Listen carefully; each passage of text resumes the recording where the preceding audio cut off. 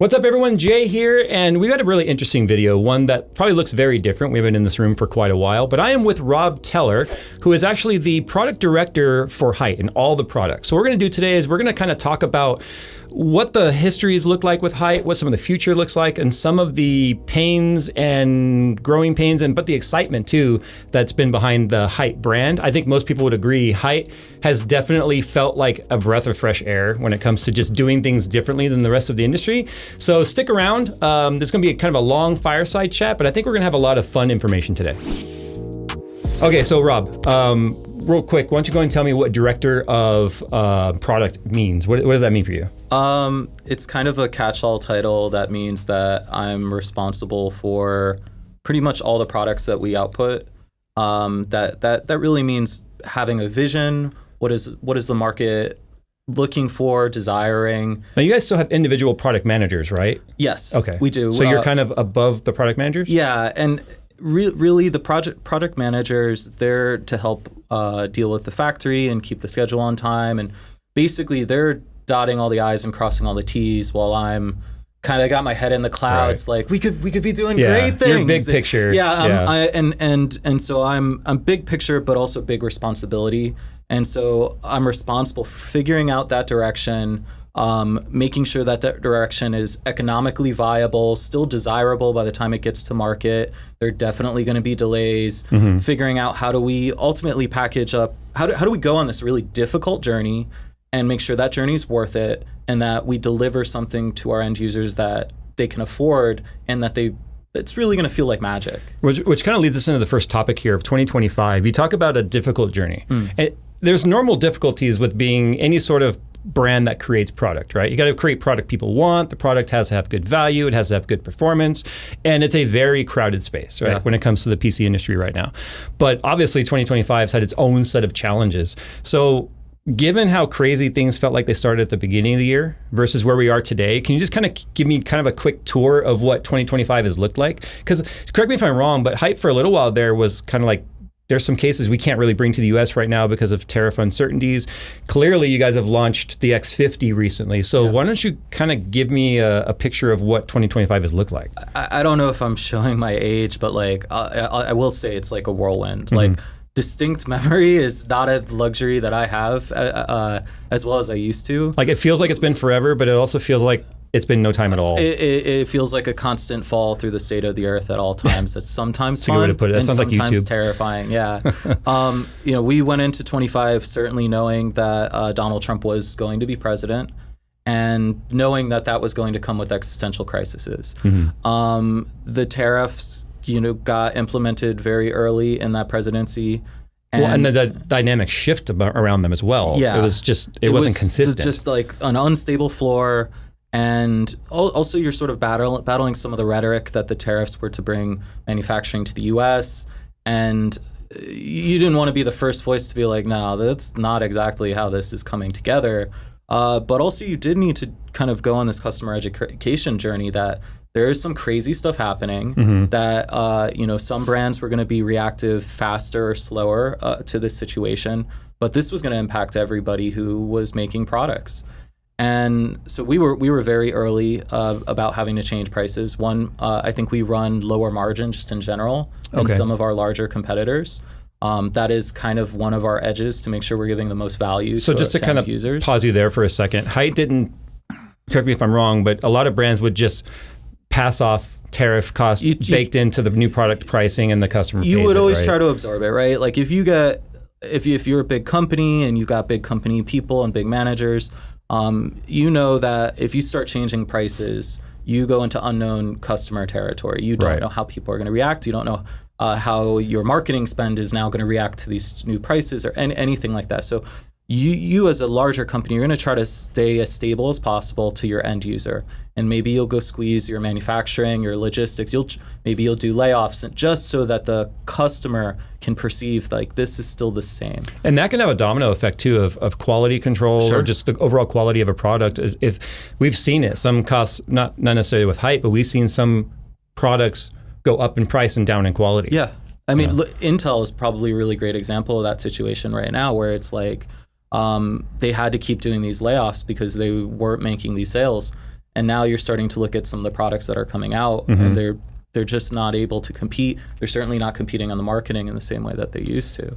And so, a big company will try to make they'll try to take any other approach than changing the price, because that changes the relationship with the customer. That could change the very customer that they're marketing to. And so, because I would say, you can challenge me on this, but I would say most companies' customer base is directly tied to the price of the product. Yes. So, and even a few percentage points of changes in a price of a product can change that customer base. Certainly, and most of our direct competitors make their bread and butter is selling lower end cases, right? Maybe sub $100. That's not our demographic. Right. We are almost exclusively high end cases, over $150. And we're already pushing the boundaries of what an average selling price could be for a computer case. On top of that, we are already operating in lower margins than most of our competitors, even though we have a higher ASP. Which really then relies on volume to make up for it. Yeah. And North America was something like 65-70% of our worldwide business. And so, is that a brand recognition thing, or is that just because, you're headquartered here? Yeah, so it's a little bit higher. Because HYTE's one of those few brands that are actually headquartered here in the US. Yeah. Most of these brands are headquartered in Taiwan or China or something, or even maybe Germany, but it's right here in Southern California. I think that's been a blessing and a curse. I've been in this industry for over 21 years now, and that it has been a blessing that I know the North American industry so well through the system integrators, through the retailers, through the distribution channels, and so that means that I have intimate knowledge of how to be successful in North America.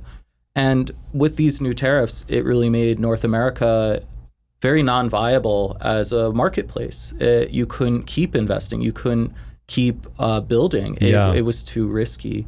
And that's really what it comes down to, was just uncertainty. Because if you knew this is the plan going forward, these are the issues we have to work around, you can plan. But with everything changing, it was very difficult to plan, I'm sure. And there's obviously a lot of rhetoric, political rhetoric, even just allegiance to your country type of rhetoric. I'm born here. I've lived my whole life here. I'm a big fan of America, but this company is a job and an industry in which I have to imagine how to exceed everyone's expectations, and make sure that in a year and a half or 2 years, when we deliver the product, that it still exceeds expectations. And that takes a certain amount of dependability and reliability. Because a lot of the products people are seeing coming out in 25 were in design process for years, and they were on the roadmap already prior to any of this landscape changing. Yeah, and so it's an awfully privileged position to just kind of excuse me, to just assume like, oh, we could just keep doing our best work in these very uncertain times. So it's very important for us to figure out how to be stable and be sustainable, and how we could do this work so that we could see a future in delivering great products. Now, talking about products, obviously your latest launch has been the X50. We'll come back around to that in a moment. I feel like that's been a very successful launch for you guys, especially with such a radical design change in the way that the rectangle is designed. It's a whole new philosophy on that case. But let's go ahead and talk about something that hasn't been great so far, and that is the THICC Q80. Sure. Right? The Q60 was very successful. I feel like it was a rapid change of approach on how an AIO is designed, with the swivel screen, obviously tying it with the Nexus and the single plug connectivity of the Nexus system. I thought it was a great move forward. Obviously, there's been delays around the Q80. It's had its own challenges. We've had one for a while, but we were kind of told like, hey, don't use it. They've kind of been recalled. Can you kind of talk about the challenges around Q80 and what's going on there? The Q series, the whole Q60 plus Q80 is a great example of if you can't get to market in time and on budget, that the magic really disappears very quickly. And so Q60 was a product that we had actually started developing before the Y60. Yeah. So like that is how long we had been working on it. And we threw everything at that. That was supposed to be the Maybach of AIOs. Right. And that meant that it had the thicker radiator, the thicker fans, the Type-C connections, the built-in thermal sensors. It had positioning sensors to know the orientation of the liquid cooler. It would know if you flipped the fan from an intake to an outlet. It knew all of the stuff. We had pass-through so that you could connect over 180 watts of LED strips and Right. fans. I remember our all initial this video stuff. for that year before last. I think it was actually early 24 maybe, but we connected every device you gave us Yeah. across the room, and we weren't seeing LED dropout. Yeah. Because standard ARGB has a LED limitation. That requires a significant amount of copper to go into the Mm-hmm. PCBs to go from end to end. And so, like, when I say it's the Maybach of coolers, it really was. Mm-hmm. It may not have the desirability from end users, and that was a big learning point for us. Because And you're limiting your buyer base even more once you Certainly. go into that premium tier. Certainly. And we had seen competitors be able to push that $300 mark with the LCD coolers, but they really weren't offering any additional performance, any additional functionality, certainly nothing special other than Right. LCD slapped on. And so I before this, I had worked at Asetek for 4 years. Okay. And before that, I worked at NZXT. And so I knew these coolers inside and out, and I knew the potential of development where this could be going. And so we Right. threw everything at it. And we did that on day one as a company. So we were still hiring engineers. We're still figuring things out. We're still proving to production partners like, hey, help us build this. It'll be worth it. What was the challenge from scaling up from Q60 to Q80? Because the layman on the design side of me believes like, Should be could you easy. just extend it one more fan? Yeah. What's the challenge there? We during the development of the Q60, we ultimately realized that there was a big bottleneck on the cold plate design of the Q60. Okay. And so the Q80 has a completely different cold plate. And by having a different cold plate, that means it has a different housing. And that different housing, Okay. you So it was a understand that snowball stack effect. of assembly, right? When it comes to I saw your teardown on like the THICC. Yeah. The cold custom. plate Yeah. is that's the most important part And of it. you could see how many parts are in that AIO cold plate assembly Right. versus just like a standard Fantex Right. water block. And so you start to stack all these new parts. And we were the first one with this cold plate. And this cold plate was actually engineered by our production partner. And when we tested it, it was great. And they said they could do it. And it was supposed to be in production well over a year ago. And then we started to get, 1 month delay, 2 month delay. Actually, it's leaking. We don't know why. Okay. Because that was the news that I'd gotten was like there was a manufacturing error at some point. It had something to do with a seal. Okay. And the way that the assembly was engineered, it was impossible to guarantee that you could sandwich like the cold plate and the housing with this seal and know that it would be perfect. Now- and that eventually it could leak. I want to talk about the support side of it because this is, I've talked a million times on my channel, all companies make mistakes. Yeah. All companies make great products. All companies have products that might have a higher failure rate than another for various reasons. It's not whether or not a company has a problem. It's how you handle it. It's how you handle the problem. That's why people loved EVGA in the GPU and motherboard space because they had a no questions asked, it will be RMA, it'll be handled. And more often than not, even outside of the expiration of their warranty, they would still support the customer in some way. Certainly.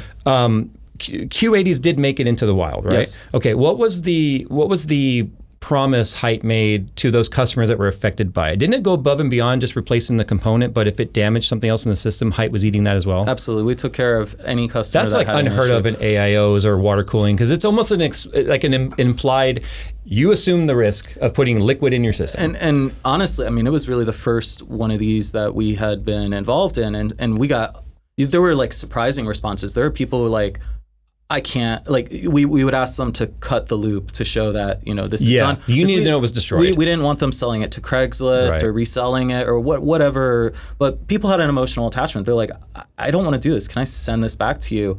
And even that, it was like, this is kind of a big waste of Right. money. But if you really feel uncomfortable, sure, here is a shipping label. We paid full refunds. We covered any of the damaged hardware.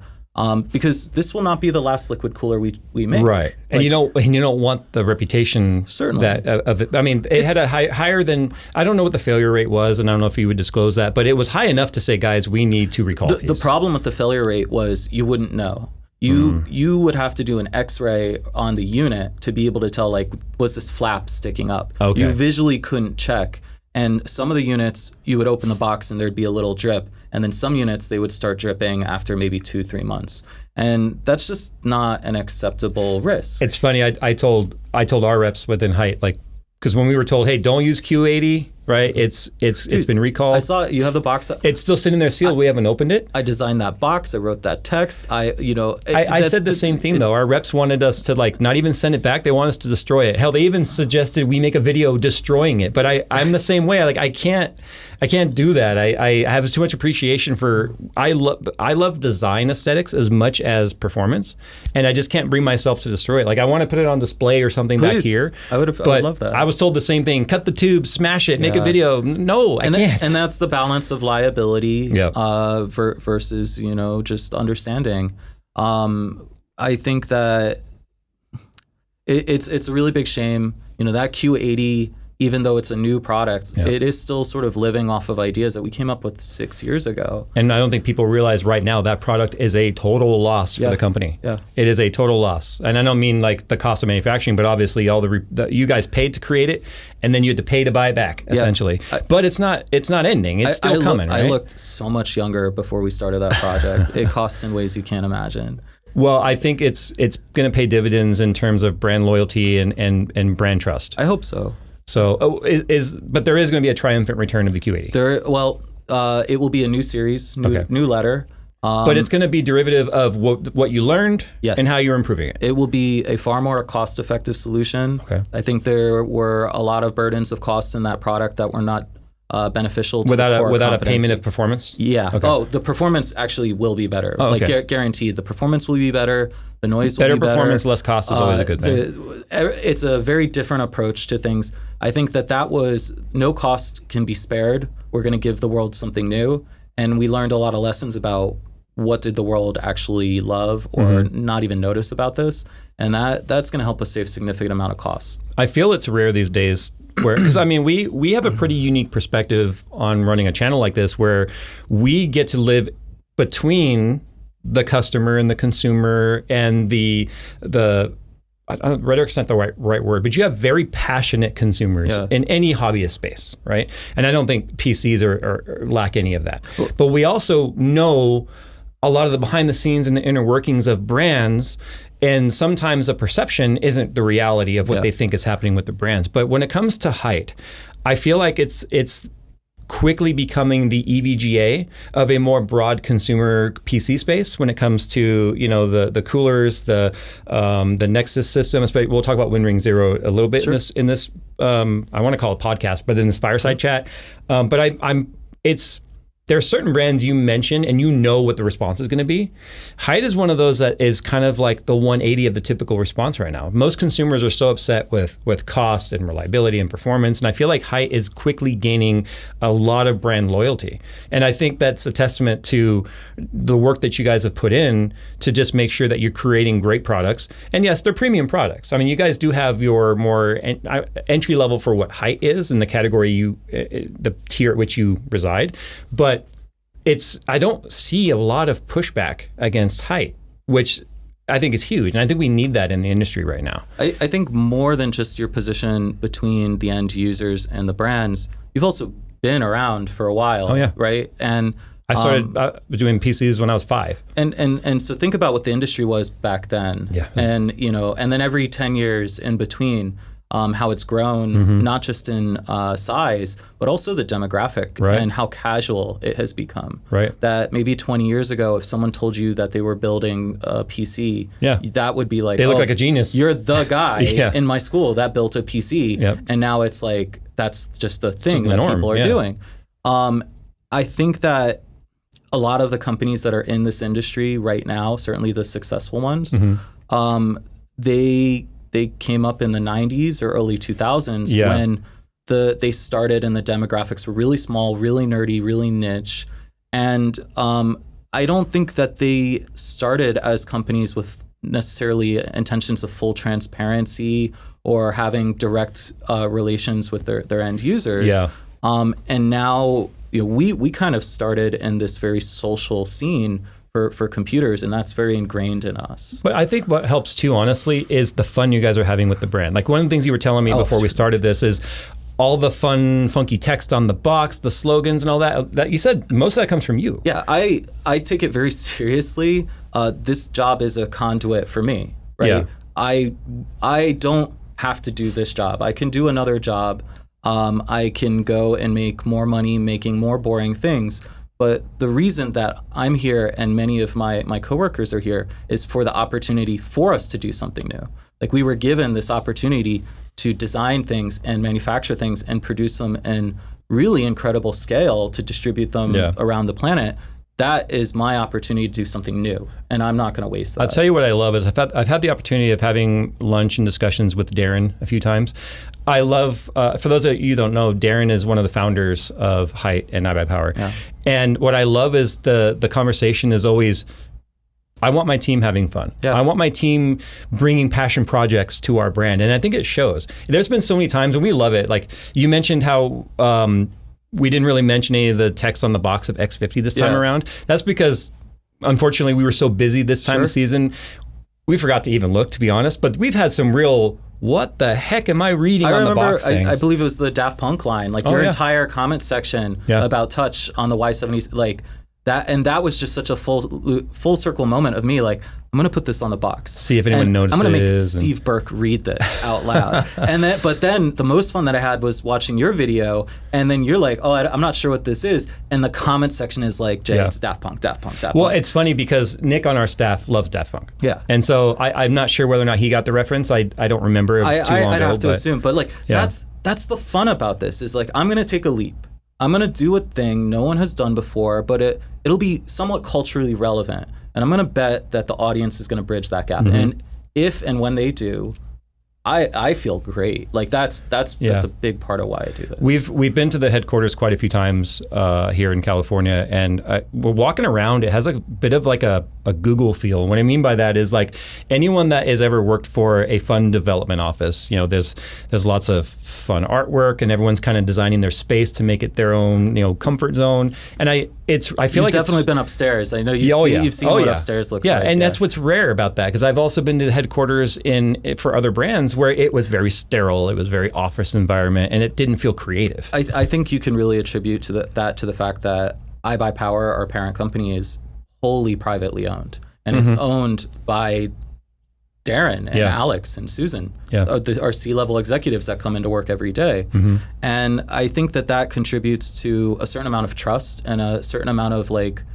looseness. Yeah. Whereas if you had outside investors or you were a public company, if someone walked in while you had a bad quarter and they saw people having fun, it would make everyone feel uncomfortable. Yeah. But because Darren and Alex are the ones who come into that office every day and they own that equity, I think that's the freedom that they get to decide to give us. Well, and even outside of the organization, because when we approached iBuyPower/HYTE to be, you know, a co-producer of SoCal Tech Fair, hugely successful. You know, Jeff was a big part of that as well, and you know, Jeff and King and Steve and everyone just got on board and was like, this sounds like a great idea. We learned a lot. There was a lot of growing pains with that, and we know it's going to scale up into something great. But just to see our passion and something we really wanted to do, and basically a no questions asked, let's make this happen, and we kind of put that together in record time. Yeah. You know, and I think it just shows a huge testament into the culture behind HYTE. Okay, so Q80 turning into a new product in the future. Yeah. Do we have a timeline on that yet? Maybe see something at CES, Computex? I would wager probably CES or Computex 2027 right now. The design is done. Okay. The design is done. That really shows how long it takes to bring this stuff to market. Yeah, especially for liquid cooling, because you still have to build on a production partner's loop, right? Like if you come in and you start customizing and modifying everything, your costs will go up. All this liability goes up on the engineering. MOQ cost. Yeah, and so the design of the solution is done. The fan, actually, we've been working on the RGB fan that comes with it now for like 2.5 years too. All the design is done, and we're just working on mock-ups and production partners. Because that's what's unique. Q60 didn't have RGB. Yeah, you know, neither did Q80. I liked the way Q80 had solid black or black and white, or solid white with black. Like, there was no RGB. If you look at Q60, I had the opportunity to make Q80 without throwing away the whole platform, but there were some key learnings, right? We made Q60 in a time when Y60 was our biggest case. You couldn't fit a 360 at the time. So that wasn't a design necessity. Yeah. So, you know, first lesson was like 240's out for high-end liquid coolers. Doesn't make sense. It's got to be not enough thermal capacity. Second was customers did not love the black and white cooler. They may have a case that was black and white. They may have black or white components, but they either wanted all white or all black or RGB. Would you agree? on a little side discussion here that we see a lot of pushback of like RGB, and that's just because people feel over marketed to RGB. But when you're paying in the price point of something like Q60, Q80, or whatever, it's kind of implied you're getting RGB with a product of that level. Expectations certainly drive, expectations, I guess. And so part of the reason it wasn't in there was that we couldn't develop it at that time. Like we were at the limits. And then we were able to design a much better unibody fan that looked more attractive, but we knew that we weren't going to. Because there's no ODM. This is all designed in house. Yeah. And I will say that I do see the market of RGB like not stagnating, but fragmenting. And so we sell a lot of different colors now: taro milk, strawberry milk, matcha milk, and those colors have become wildly successful because there seems to be a market for people who want color, something outside of white or black, but not necessarily RGB, and certainly not the cost burden of RGB. That they would love to have color, but they certainly wouldn't want to spend $400 on RGB fans. What I find fascinating about the colors you guys launched along X50 is they don't have a price premium to them. They do have a cost premium. They have a cost. I will tell you that. That's what I was going to say. Is like that. You guys are eating that that margin. Yeah, we're trying to build that market. Because again, that's an MOQ thing, or minimum order quantity. For those who don't know, if you produce less of something, it's going to cost you more to make it. There is a factory with a shelf that has our purple powder coat that is not shared with any other company that's going to those powder coating surfaces. And we are buying probably 1/1000th of the quantity on purple of what we buy in white. And so it does cost more, but I do believe in this market. I do believe that we're coming out of a very masculine market for computers, very dominated by boys and men. And post-COVID, there was a huge influx of women who started to enter the market. And the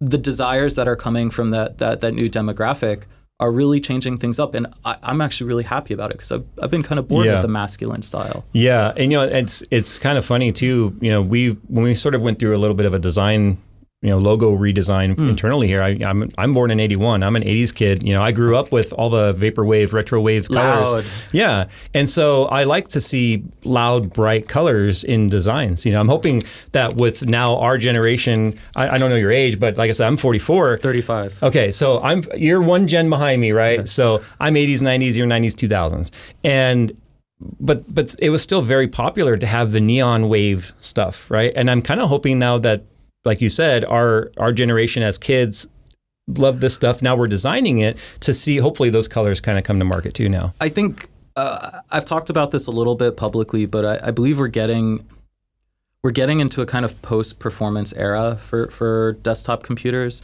And that's not saying that performance is not important. It's that the baseline of performance is very, very good now. And so in a similar way that someone may want a BMW 5 Series, but they don't need the fully kitted out V8 or anything like that. Yeah. But they do want the nice leather seats. They do want the room. They do want the screens. That seems to be a very big trend right now in computers, where it's like, I don't need the most power, but I do want to feel that this is my machine and that it's personal for me. That's why we're loving the retro series we've been doing, because it really shows how, back in the day you had, let's talk about the early Core 2 Duos and stuff. You had a dual core, you had maybe a quad core, and there was no hyperthreading. Or later on you have an i3, i5, i7, and maybe one SKU on each. Yeah. Now look at how many product SKUs there are just on CPUs and motherboard platforms. But what's happened now is the offerings really outweigh the necessity when it comes to building a system. Absolutely. I was going to say this, but I don't know if you've ever felt this. I can literally see how many cases you have in the other room, but like if you've ever rebuilt your computer and you're like, I'm going to get a new motherboard, a new CPU, new GPU, but I'm going to reuse my case. It feels kind of bad. Yeah, because I think especially if you're into aesthetics like I am. Yeah. Because at the end of the day, you still feel like, well, I'm looking at the same thing. Same windows. Yeah. I'm playing the same games. It's a really shallow way of thinking, but it's an enthusiast way of thinking. I think shallow, is a judgment about it, but I think, we are emotional creatures. We make our purchasing decisions. We make all of our decisions really out of emotion, and how you feel about the computer you're sitting in front of is just as important as how powerful the computer is. I always say, for those people, when we talk about aesthetics, we see the same trend in comments. It doesn't matter. It's just a box. I don't even care. I don't want a window. Yeah. It's like, I always envy those people, to be honest, because it must be so liberating to not care. I know. Because I feel like I'm just a slave to caring about things that truly don't make a difference. And by difference, I mean the case for the most part, if it's breathing, it's not making a difference to the system, right? But when I'm looking at it on my desk, that's important to me and how it looks and how it feels. And I don't know what it's like to not care about that. I don't know all those people, but I do know that those sentiments exist. Mm-hmm. I'd like to imagine that they do care, but certainly, money is a zero-sum game. Yeah. And what they're really saying is, I don't want to spend my money on that. Because if they could get an X50 for $49, they're going to buy an X50 for $49. Right? And so we're emotional creatures living in a physical reality. That computer shares this physical reality.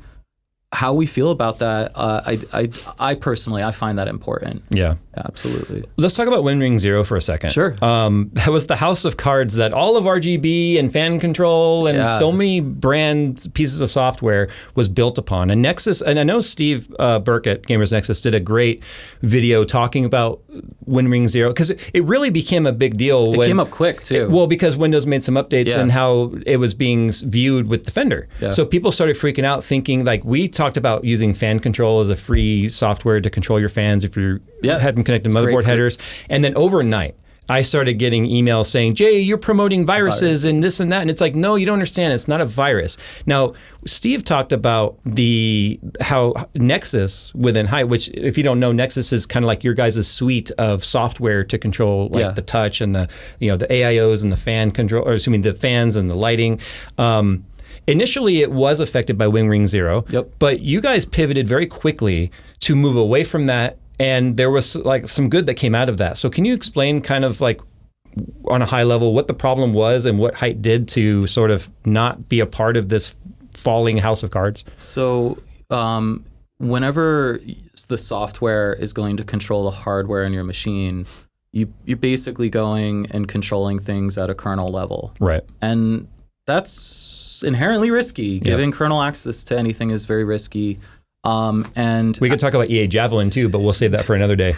and I'm blanking on the name, but that big security blue screen situation that Microsoft had, I believe that was what started Microsoft starting to clamp down on these kernel access drivers. CrowdStrike. CrowdStrike. Yeah. Jeez, yes, and that's so right. CrowdStrike was like a big eye-opening thing for Microsoft, where it's like, oh, we need to reimagine who's getting access to kernel level. And so, over the several months when they weren't paying attention to AI, they started to chip away at this. Right. And, it became a bigger and bigger threat in Defender, and almost everybody on the planet with Windows has Defender. And so you start getting these Reddit posts, these forum posts, these emails, these support tickets. There's a virus on my machine. And then someone will inherently reply, oh, no, it's a false flag. And that's not entirely true, right? Like, it may not do anything detrimental to your system. You may not actually be at risk, but it is a potential driver issue. Mm-hmm. And so the solution to that ultimately is you had to have a signed driver that does these things. But Microsoft also didn't want to sign any drivers that do these things because it was still very open. And so what we ended up discovering is that there is an alternative driver called Pawn.io. And Pawn.io has a lot tighter access to what is able to be controlled, not just a total open read-write of memory. Okay. And that ended up being the solution that we have gone with. Was that a big undertaking to change the entire foundation of the software? Absolutely. And then moreover, as we continue to integrate new hardware, say this new liquid cooler that we're building, we're going to have read-write access to that liquid cooler. So then we're hoping our production partner in China is not going to give us a driver that is still based on WinRing0, which is still kind of happening. Yeah. And so there's a lot of this is the discussion around this. What is WinRing0? You have to imagine that management, directors, C-level executives, vice presidents, none of them have ever been talked to about what WinRing0 is, or our strategy or our policy. And so over the last several months, the entire industry has basically had to figure out what they're going to do. and it hasn't been very cohesive. There hasn't been much alignment. No one has really figured out like the bulletproof situation. Pawn.io is working very well for us, and we're even that still has some imperfections that we're working on getting a new signed driver for and making that as bulletproof as possible. But I mean, there have been discussions about just how much of a house of cards WinRing0 had been. Yeah. And that didn't spark anyone to figure it out even. Like the only way that the rubber started to hit the road for improving it was like it had to collapse. Yeah. Yeah. Well, how long did it take for that switchover to happen? We have some very talented engineers, and we started working on it over a span of 6 months. And then once we figured out Pawn.io, we were pretty quick to start to put it into betas.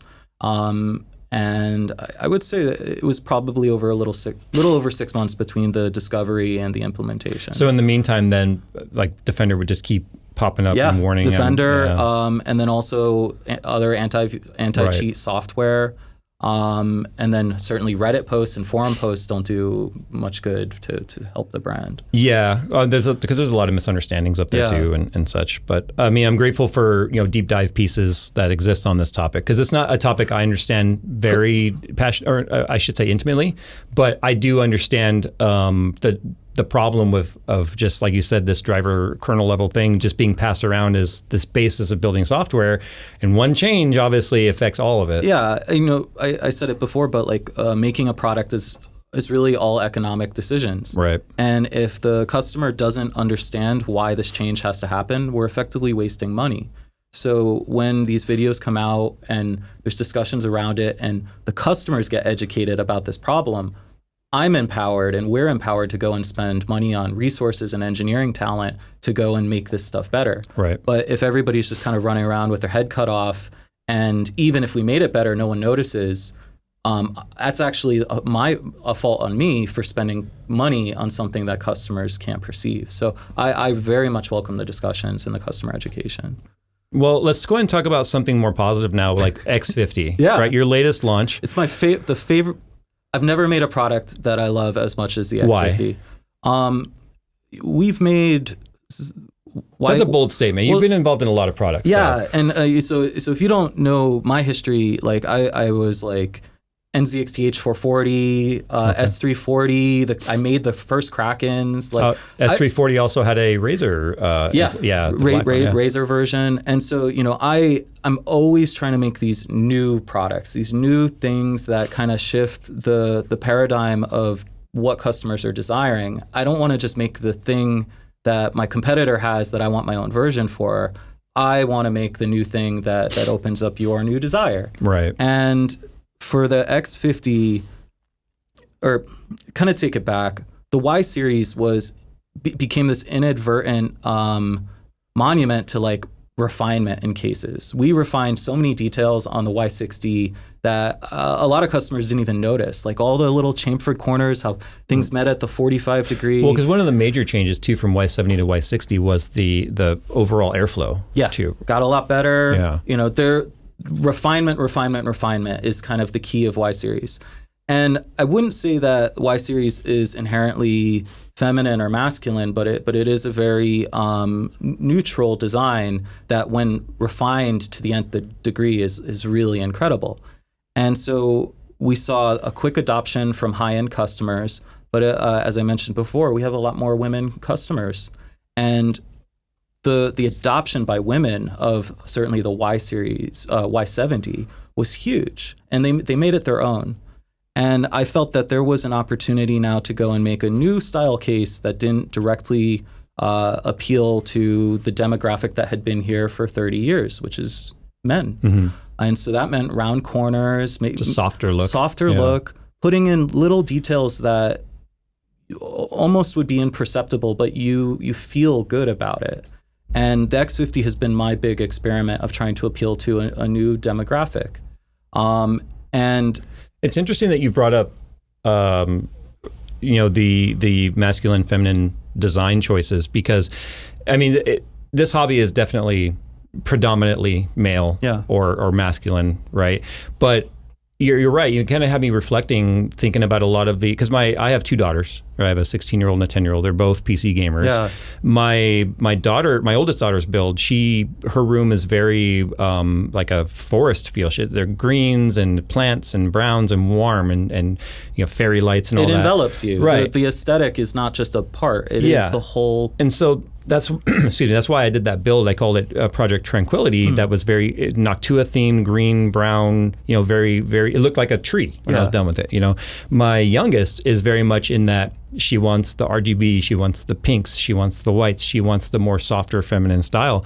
And I bring this up because they watch streamers as well, and they watch primarily female streamers. Sure. And I would say there is a dominance of HYTE. Yeah, in those systems. On our, we could see the demographics on Instagram.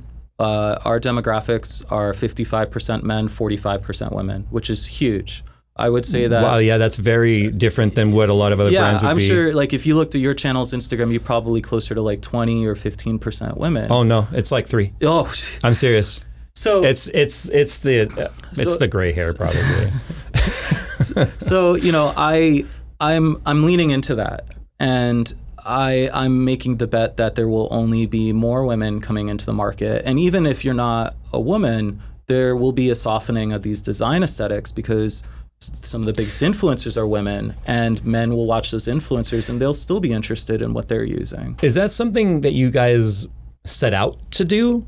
Like with the Y70, or is it something you noticed happening? You went, well, let's just chase this now. No, the Y70, I really noticed just how much adoption there was by women. So it wasn't an intent, but it was a side effect that happened. Yeah, and also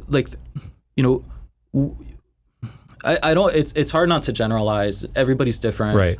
But what we saw was when women were buying a Y70 or certainly a Y70 Touch, they were building their whole room around it. So if they got full setups, if they got the purple Y70 Touch, they'd get a purple desk mat. It would be a whole plan, and that level of attention and cohesive strategy. That's not something most men are trying to do. Or if they are, it's in a safer, like, I'm going to get all black everything or all white everything. And we saw that women were a little bit more ambitious with what they were doing with their setups. And that goes hand in hand with our obsession on detail, right? If I'm investing in these perfect little details, the type of person that would appreciate that is someone who has like a big plan of what they're going to do. It's funny that you say that because I like to reflect when you talk about things you've noticed. I try and put my mind in like, what did I notice around that same time frame? My wife and I, we've been together 26 years. She's not a gamer, never has been. I've been a gamer my whole life. But I've seen her many times say, if I were to build a computer or if I were to build a desk setup or whatever, she's talked about the very things you're talking about. She likes clean aesthetic, but she likes pops of color. She's like, I would like this type of wood with like this game mat. Like she loves the design choices because one of her favorite things to do, and I wouldn't be surprised if one day she starts her own company doing this when our kids are grown and out of the house, but she loves interior design. That's her thing. And she brings that all the way down to the desk level too. In fact, I've had her help me with some of this set. Like I told her, I said, I want a more warm, think of like a smoking lounge kind of a feel, right? When it comes to my game room at home, she's helped me because I'm good at major design, like the desks, the layout, but when it comes to the fine details, I'm terrible at that. And that's where she really comes in. But she said the same thing, especially when we were doing at SoCal Tech Fair, because so much of HYTE products were on display. She said the same thing. She's like, I love the colors. I love the options. And you don't get that with a lot of brands. And I think that there's been this kind of incestuous obsession with like a gamer aesthetic for a little too long in our industry. I don't want to name, pretty much any brand that makes a motherboard, they just have this concept of what high tech should look like. Yeah. And it's pretty fucking ugly. It needs to come back full circle to less is more sometimes. Yeah. and also just surprise. Yeah. Like surprise me. Give me something I haven't seen before. I remember when I brought home the first mock-up of the Y60, like the first one ever made. And, I've been making computer cases for so long that there's like a timeline of like how long until this is not special anymore? Yeah. And that Y60 sat on my desk and felt like the most modern thing in my entire home for months. And that most people don't know that you could feel that. And so they kind of keep going back to the well for the comfortable design, the same design. Yep. And it's like everyone just copying dual chamber designs these days. I want magic. Yeah. If I'm spending money to feel some magic for a little while. And that means taking risks, doing new things.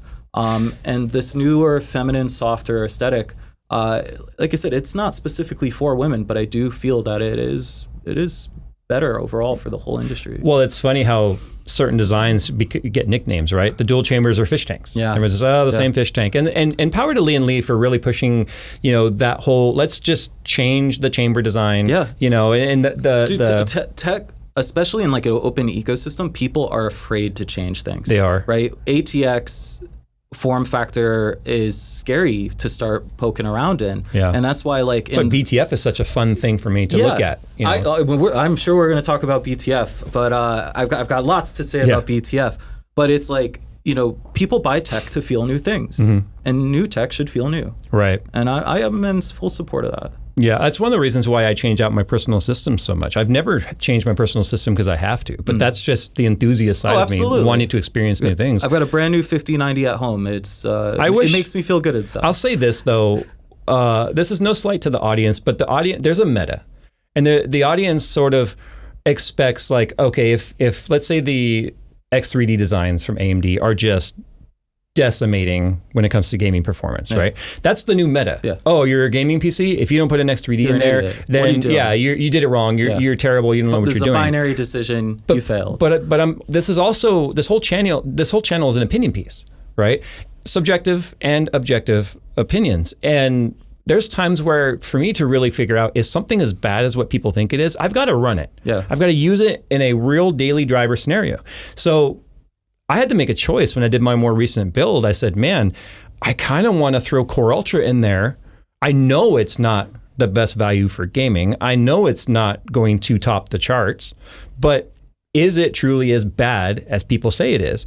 But I'm kind of shoehorned into what I'm allowed to do where the audience is concerned. Well, and it's a terrible spot to be because I can't get a full wraparound of the product without running it full, daily. And it's those type of people. But then if I do, not to cut you off, Rob, but then if I do, I'm an Intel shill. Yeah. Because it's not the best. If he's running Intel, he must have been paid. When we're never paid for any of that type of product or those videos.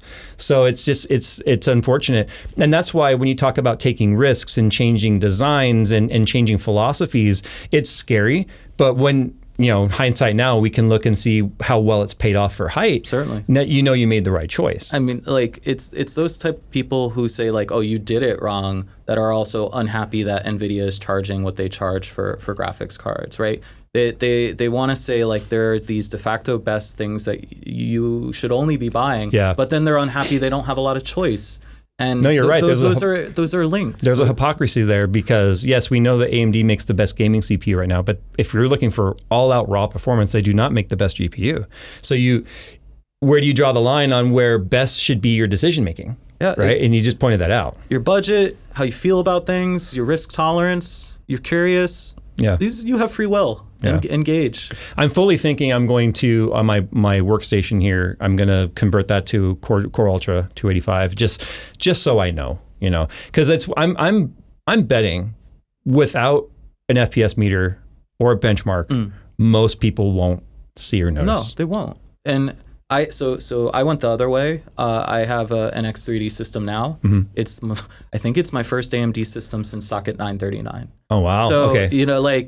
and that was a big risk for me because I've heard that AMD doesn't do as well with SolidWorks and the specific programs that I use. Right. But I wanted to try it out. Has it been good with your design? It's been totally fine. Because SolidWorks is a CAD software. A lot of people don't know, and sometimes this stuff is developed around a certain architecture. Yeah. And when it comes to technology too, people like dependability is super important. So if things have been fine, it's really double-edged sword, right? If things have been fine, don't update your BIOS. Yeah. there's an update to my files. Maybe we should go play with that. That mentality is that's kind of a quagmire. That's that tinkering mentality. That's just the way, Sometimes you feel stable, sometimes you want to tinker. Yeah.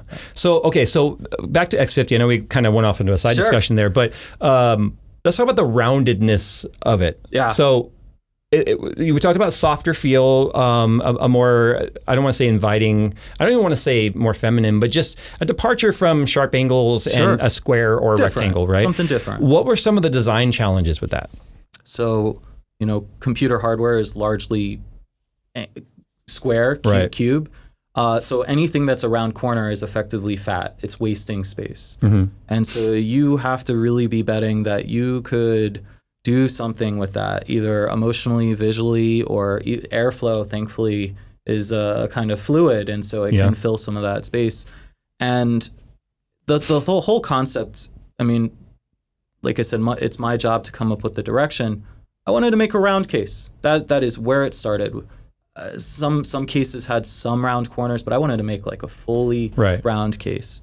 It kind of feels like a bubblicious gum. Yeah. Like it reminds me of the roundedness of a bubblicious gum. It's bursting out.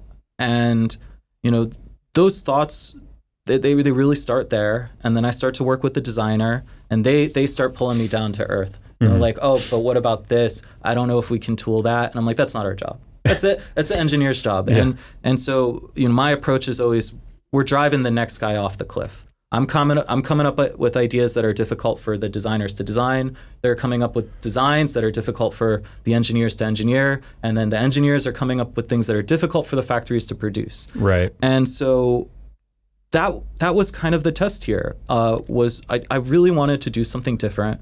To be brutally honest, I've been kind of burnt out on the Y series. It's always because it's a rapid departure from Y series to this first X case. Not unintentionally. We're really in like the third generation of Y series now, and that means that customers start to have a better idea of how a Y series should be than we do. When you introduce a new concept to someone, you're the expert. Right. No one knows anything more about this than you do. Mm-hmm. You're the first one through the wall. You're the first man on the moon. Anything anyone else tells you, you can shrug it off. But we have sold hundreds of thousands of Y series cases.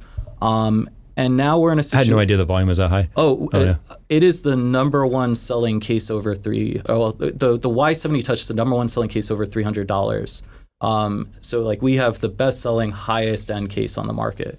And hundreds of thousands of units. Wow. And so those are customers who they feel an intimate connection to their computer, and they're going to start asking for this or changing it to be that. And I don't want to say that they don't know what they're talking about, but I do have a bigger cohesive vision for why I would make these changes. And it's a daunting task to go and make the revision of a thing that everyone loves. Right. And so, my wildest fantasy was, let's make a thing that no one has ever seen before. No one even knows if we can make it. Maybe people won't even want it, but that was kind of my escape. It's interesting because I was having a conversation with another case manufacturer, and I'll leave them anonymous, but they were mentioning how a lot of these manufacturers and these facilities, they kind of have these almost like a catalog of like, here's what we can do tooling wise now. And you can kind of change the stuff that attaches to it, right? But it sounds like all the designs that you guys have come up with have truly been ground up, tooled from the ground up as well. It's really a completely different approach. But is that true though? Or a lot of these manufacturers, here's a catalog. 100%. We don't reuse any tooling. Okay. I do think just in general, a lot less of that is happening. If you go back 15, 20 years ago, even the biggest case brands were basically using factory tooling on some level.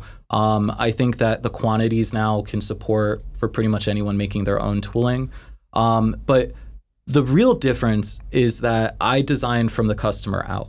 I design based on how is the customer going to feel sitting in front of this, and my competitors design based on, we need a $60 case by Q3. And then everything under those decisions, they're making decisions to serve those requirements, a $60 case by Q3. I'm like, if it ships in 2 years, that's fine because this needs to be beautiful. Right. And so that approach is just non-existent, certainly in technology.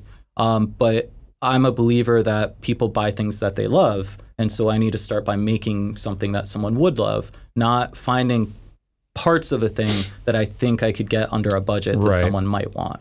Now, first of all, so it's been out for about a month now in the U.S. market. How's the adoption rate been on it so far? It's good, very good. We have met our quarterly goal for the first time this year, due in part to the sales. The colors are doing phenomenally. I think right now our best-selling color is the taro milk, the purple. Oh, interesting. And the second best-selling color is the strawberry milk.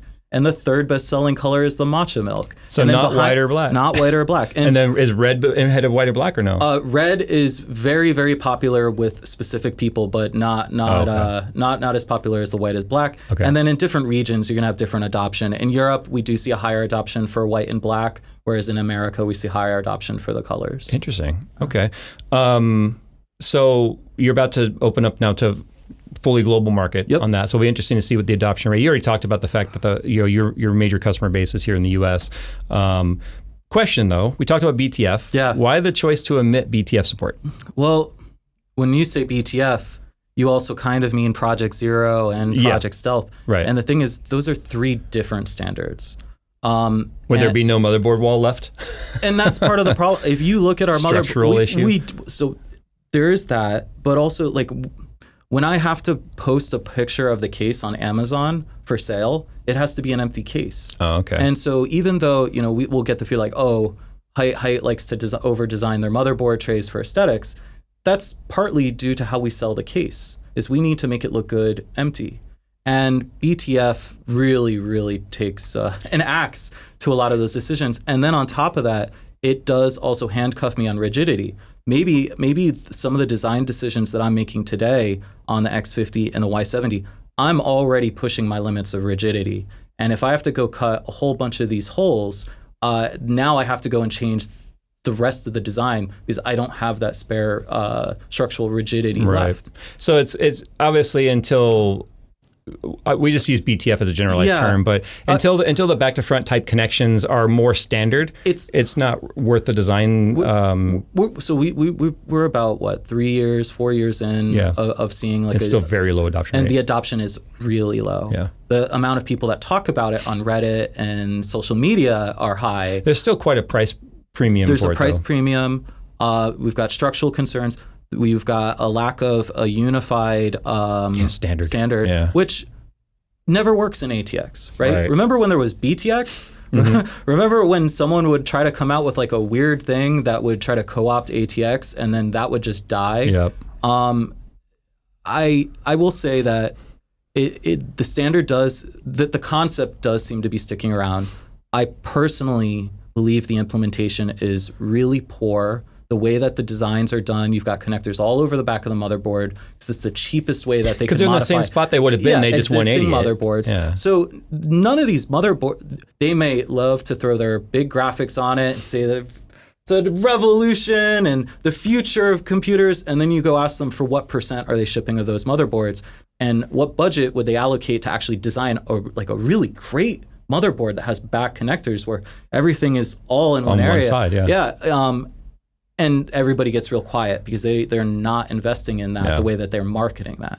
Well, ATX has been around a very long time, and I always wondered what the future format's going to look like, and I'm not sure. I mean, like we said, BTF is just flipping the connector facing rearward, but who knows what that future is going to look like? There is a great future in which we could go cableless, and I personally don't believe it's this. I will say that, a lot of the guys who make motherboards now, they make cases and they're trying to come out with the cheapest version of those BTF cases to further seed that market.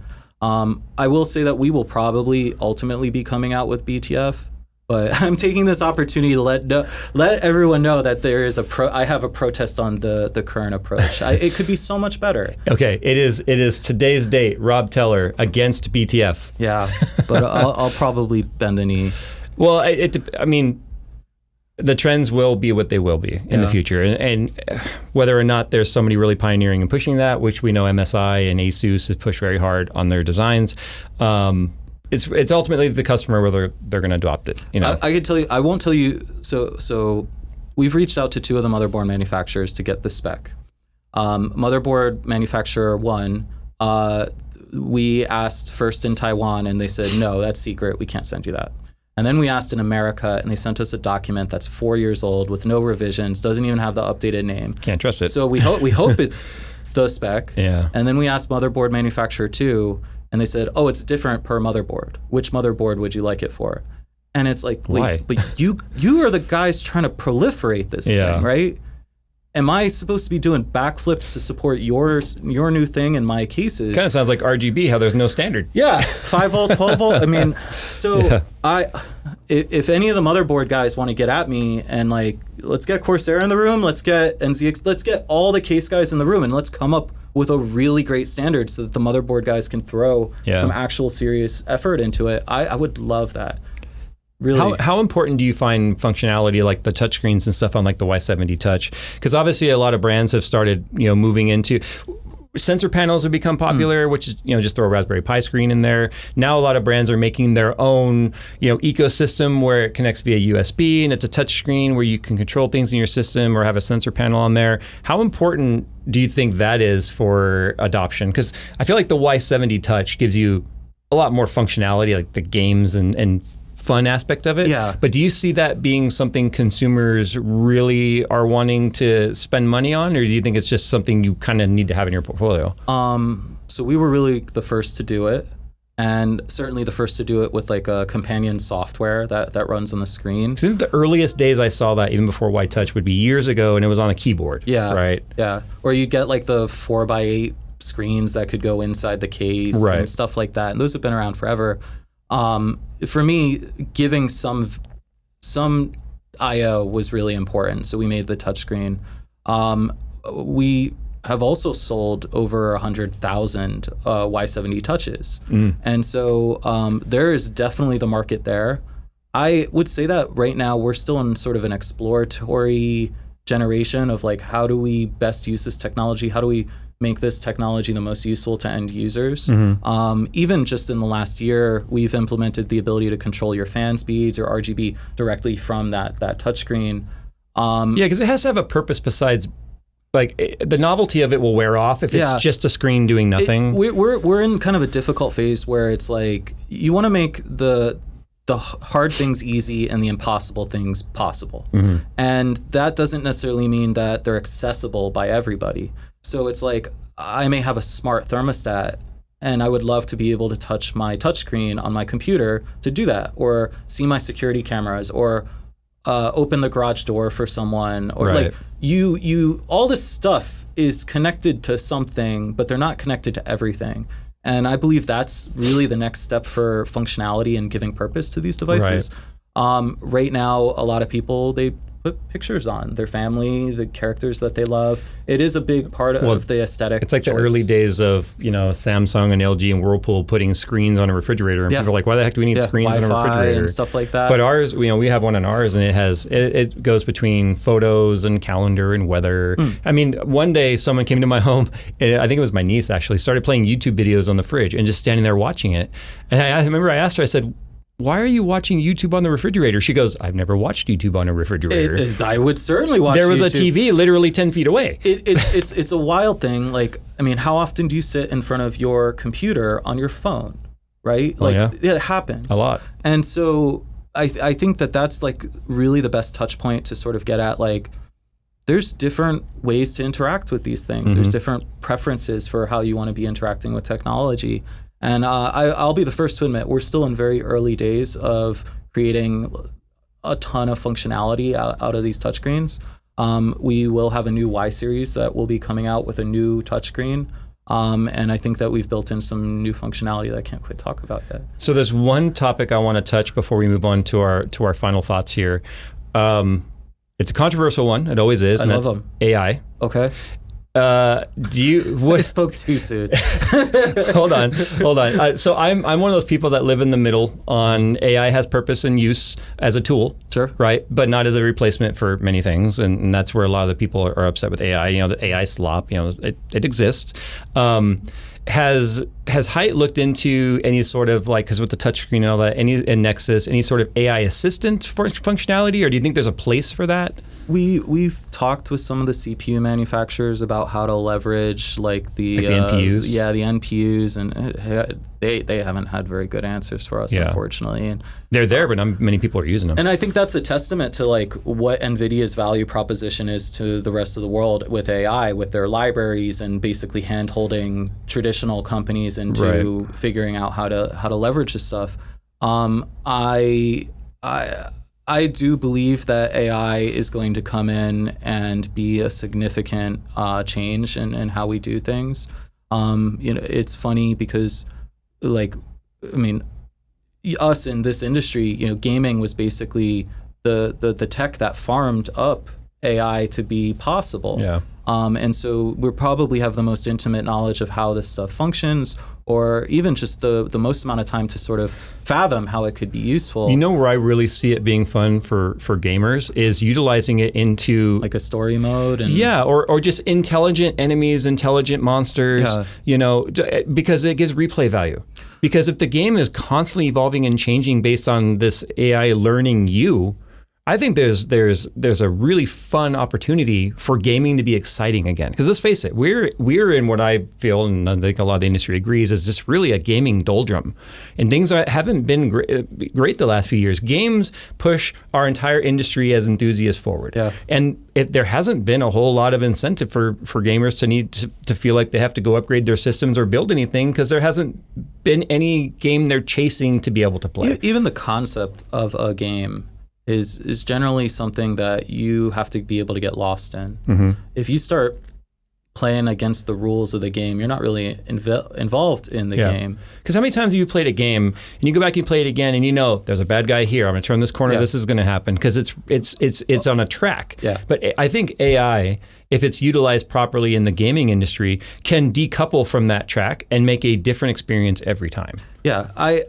I think the problem that we're sort of seeing right now, and why that's not being quickly developed, is you're seeing a lot more of the economics at play. EA getting acquired, all this sort of stuff where everybody wants to get their chips down on the right part of the table before any of this stuff really goes out there. And then you're seeing so much more conceptual investment on the HPC data center side, how this is going to affect B2B, how this is going to replace people's jobs. It really is a trickle-down effect. I mean, it's trickle-down economics, it's trickle-down AI implementation and usefulness. And I would even be curious if you did launch a game that was so heavily AI, and you would have to market that it was AI. Would it get pushback? Yeah, would it get pushback? I think that a very good marketing team with very good demonstration could break through that barrier. Did you ever play Spore? Do you remember Spore? It was from the creators of like The Sims, but the concept was you start as like a single cell organism. It was kind of like No Man's Sky, but like way more rudimentary. Right. But when I saw that game, I was like, that was like the concept of what AI could become for this game. And now obviously you play it and you're like, okay, I found all the invisible walls, and this is not the magic anymore. But I could totally see something like that being really great. But it's going to take kind of new types of teams and new types of people. Everybody's got to jostle around right now to get that put together. As far as like, how do I feel about AI? I think that, AI's best use is to do things that typically, not that a human could do, but you can't afford, but to do all the little things that no human would ever want to spend the time dotting the I's and crossing the T's on, and really giving you this like depth of experience. So, like, is it good or is it bad? It is. It exists, like all the things in our world that are a little bit good and a little bit bad. Personally, how it's made me feel is I know you've been working on your health. I am also suddenly working on my health.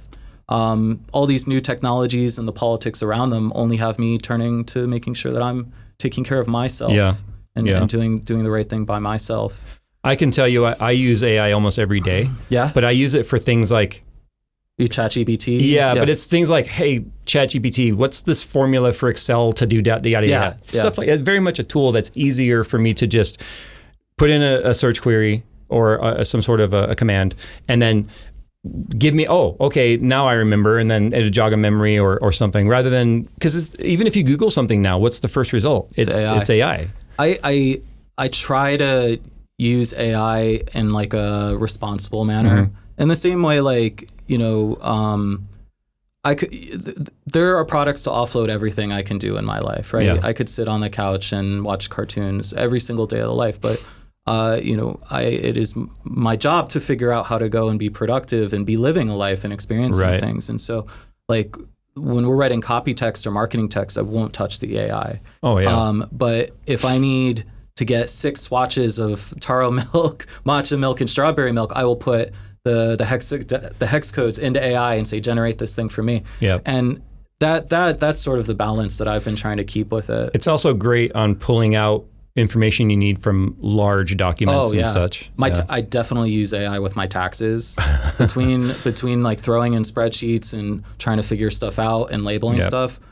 You know, it's like I said, it's stuff that you would never ask another human to do. The death of H&R Block, AI. It can't come fast enough. Well, okay, so we talked about 2025. What are some things you're looking forward to in 26? I mean, any exciting stuff you can talk about coming out? We're going to launch more cases in 2026 than maybe cumulatively in the history of the company. Oh, wow. I think right now we are planning to launch 5 completely new cases in 2026. Interesting. At different price points, different series. We'll have X series, we'll have new Y series. We have new fans coming, new accessories. And I think that the ideology of these products that are coming out in 2026, it's a bit different than what you've seen from us up until now. There's more price sensitivity. We've learned a lot of lessons about what are the features that customers are interested in versus the ones that don't move the needle. And I think that's allowed us to really tighten up what we're going to release that has a much harder impact than before. Any collaborations? Constant collaborations. Collaborations are the only thing I don't touch, but I do know that we got a license with a very, very large brand that if you told your daughters we had the license, they would freak out. So, yeah. Okay, and this is coming in 26? Yeah. Looking forward to it.